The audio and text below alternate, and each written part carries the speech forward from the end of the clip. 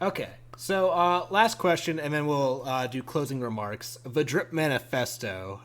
When you originally went LFT, like LFO, as a potential coach, as a potential player, you had this manifesto, and like a lot of people clowned on you for it, but also, you were like, the orgs can see this. What are just give us a taste of like some of the qualities that were in this manifesto that you rate players by. I can share my screen and show you because we have an off day, so All right. there's no rush to get because I Yeah. it's a Let lot me. easier to. So I'll start because we were talking about the assistant coach stuff. So these questions I created with my whose interview is this? This is Fett's interview. So these are the questions I made with my coach at school, Okay. my professor. And a lot of it is character questions. So there's something called a character and competency chart, which I can pull up right here. Um, so it's basically like this. So a character and competency chart is it's the two things I look for most. So a lot of the assistant coaches they had high character, but they needed to practice. You know, they needed to work on their people skills, how to work with others. So when I was interviewing people, I'm looking for a high character individual, and if he's low skill or low competency, that's fine because they can learn, they can Yeah. become fruitful. But what you don't want is a low character individual. Like I'll give you an example. Um, Jarvis on Exet, like he's a nice guy, but I think deep down his motivation was to play. That's low character, and it was dangerous to the team. And when you're low character, it doesn't matter how high skill you are, because he's a smart guy, he's a skillful individual. It doesn't matter how skillful you are. If you're low character, you're dangerous, and then that team got relegated. Yeah. Um, so that's what I was looking for in these positions, and a lot of the questions are just competency and character questions, like um, let's see, what does a day in the life look like for yourself, you know? Because all these assistant coaches, they all do the same data bullshit. They all do this and that. I want to see who can work best with the team. Yeah. um how do you handle losses? If we have disagreements, how do you handle it? What sets you apart from other applicants? If I ask your best friend about you, what would they say? So that's the assistant coach questionnaire. The manifesto with the philosophies. So this is public for the most part if anybody wants to see it, but it's basically broken down into three parts: of the team, the individual, and the lifestyle. Because I believe there's a lifestyle to being a pro. You have to have a common decent lifestyle in order to reach maximum performance, you know. Yeah. So it's just broken down into a couple parts of how to work as a team, your understanding as a team. I think the biggest thing the team has to understand is in esports a lot of people have a weak mentality. They just never played sports growing up. They think one bad day is a slippery slope into failure. And that's my experiences with past teams. We'd have one bad day of scrims, the team would go cry and go into Marvin's room. But this is the big thing I focus on my team is that days of regression are not problem based. There will be days where you're performing at a level below what is common. That's totally fine. And at the pro level for most teams, and every team I've been on, our recovery is inevitable. And slumps are temporary. It's just getting over that hurdle. Yeah. And this is why I love DP Fire. In his tryout, he said, sometimes you just got to laugh in the madness. When you're getting shit on, got to laugh in the madness. So, that's kind of why I like him. A lot, same thing for pro players. A lot of pro players, if I pull up the tryout evaluation sheet, a lot of players, or if you look at their mechanics, they're very high mechanical players. But these are just the tryout sheets I had for Tristan Reverse Spiker. They're all great mechanical players, but it's the team play, the initiative, the attitude, the morale that sets others apart from each other. So that's a huge thing I'm looking for in the character competency thing, because like I said, we may be in seventh right now, but I really want to see where we'll be in a year. And I don't want to talk too big, but I really do believe that No. we'll figure ourselves out. We'll understand each other on a deeper level than just clocking in and clocking out. Yeah. Um, but this is just kind of what I wrote. I sent this to a couple teams after I got dropped from Beast Coast because I wrote this while I was on Beast Coast. I sent it to Gotcha.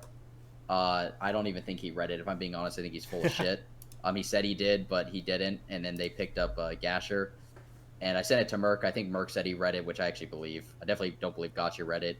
I sent it to the Mirage guys before stage three, and they were considering. Benji at least was talking to me about being a player on the team, but I wanted to graduate because I had to do in-person classes. And then I just kind of sent this around, and some people said they read it. Some people I really don't know who did, but those that read I feel like will be enlightened to an extent of how to be a better person in the game. But yeah, for anybody that's watching this, if they want it, I'll happily send it and DM it to you. But yeah, that's pretty much this whole thing. I'm not extremely analytical, but I'm very precise with what I'm looking for. Okay. And I'm hard to impress, but when I'm impressed, it's how I know something's right. So that's usually just what I was looking for. Like in the tryouts, I tweeted a couple of these. So Yeah, I now that remember Doc's on seeing Beast that. Coast, yeah. So like I said, now that Doc's on Beast Coast, I'll show this because he was the worst player we tried out.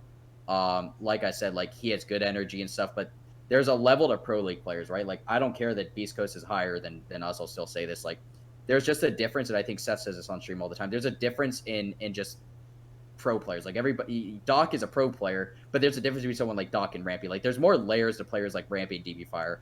Like Yeah. Doc does a lot of existing in the server, and then when we tried out DP Fire, he takes initiative. He has game sense. He can call. He doesn't freeze up. And I'm not saying Doc's not a bad player or not a good player. He's a good player, but there's layers to pro players, and I don't see his ceiling being high as others. And I feel bad for him because I think he's a good player, but I feel like he's never had real coaching, real development on PB. Yeah. That is a team of terrible attitudes. The last PB, not Laxing and Yeah. Sky's PB, as I'm sure you heard what happened in my tryout. But yeah, that is pretty much like what I summarize how well a player comes into practice or their tryout, how well I can mold them, how their character is, and their skill to an extent. But otherwise, I feel like for the most part, that's those are the measurables to me because at the pro level right now, every player is so mechanically good. It's just the slightest difference in how players mesh, how they play make, how they think. If you think about Siege, it's just a problem solving game. Yeah. On attack, you are faced with obstacles. It's how you problem solve, how you overcome and problem solve, and that's what I'm looking for is problem solvers, and players that can be molded and adapted. And that's I believe I got 5 of those. So like I said, despite what our results are, I don't give a shit. I don't care if Yeah. people say, well, you should have picked up this guy, that guy. Like I picked up the 5 best players I believe in. I could have got anybody I wanted that was a free agent. There's no suggestions you could have made. I thought about everybody. I slept on this. I talked to my staff and I made the decisions. And I use all of this to make this decision. This isn't just like, oh, I got Rampy because he's a world champion. He has clout. I don't give a fuck if Rampy's a world champion for the most part, but I care about his character, how he meshes, what he can bring, and how he can mold the environment of the team as well. So there's real backing to every decision I made. It's not just like, oh, I got Yeti because he made 5 majors in a row and this and that, and he has clout, and like I don't care. I would have picked up 5. I would have picked up the 5 best players if it was Thomas, Marmalade, Ice Cold, those kind of people. So Yeah. that's basically, I went off on a tangent here, but No, just don't worry about it. I love it, man.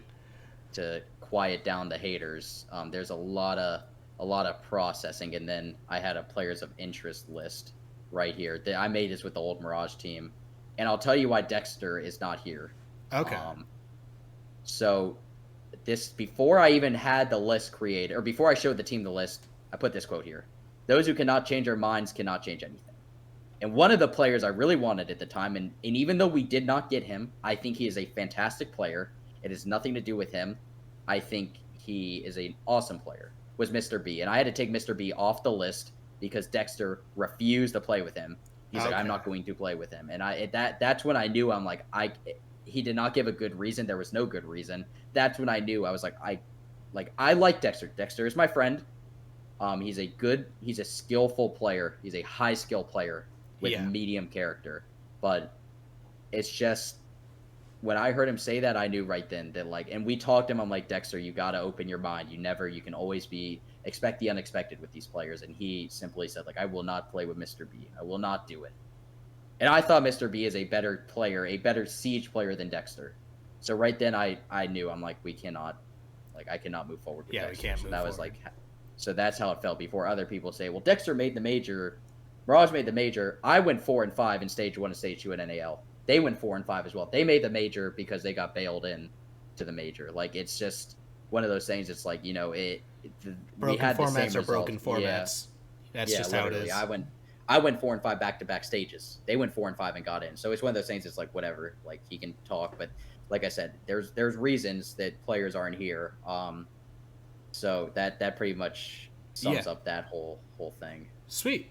So I guess to close out, I want to just have any closing statements you might have, like shout outs, anyone you want to call out, whoever, whatever it is, like air it out now.